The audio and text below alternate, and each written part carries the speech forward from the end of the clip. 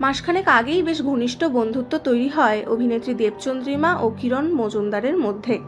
কিন্তু এবার সেই বন্ধুত্বেই ভাঙন। দেবচন্দ্রিমা হঠাৎ করেই কিরণ মজুমদারকে সোশ্যাল মিডিয়ায় আনফলো করে দিয়েছেন।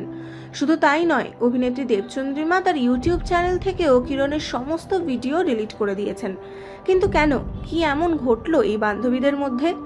তিন প্রেমিকার সঙ্গেই দুর্ব্যবহার করে গত মাসেই খবরের শিরোনামে ছিলেন অভিনেতা সায়ন্ত মোদক। আর তার দুই প্রাক্তন প্রেমিকা অভিনেত্রী দেবচন্দ্রিমা সিংহ রায় ও কিরণ মজুমদার রীতিমতো সোশ্যাল মিডিয়ায় ঝড় তুলেছিলেন সায়ন্ত মোদককে নিয়ে। লাইভে একে অপরকে সমর্থন করে সায়ন্তকে তুলোধনা করেছিলেন দুজনেই। এইভাবেই সায়ন্তর দুই প্রাক্তন প্রেমিকা কবে একে অপরের ভালো বন্ধু হয়ে উঠলেন বুঝতেই পারা গেল না। তবে হঠাৎই দেবচন্দ্রিমার এমন সিদ্ধান্ত কেন? শোনা যাচ্ছে কিরণ মজুমদারের কিছু কার্যকলাপের জন্যই দেবচন্দ্রিমা বাধ্য হয়েছেন বন্ধুত্বটি ভেঙে দিতে। তবে সেই কারণ কি তা এখনো স্পষ্ট নয়। আপনার কি মনে হয়, কি এমন ঘটলো দুই অভিনেত্রীর মধ্যে? জানান কমেন্টে।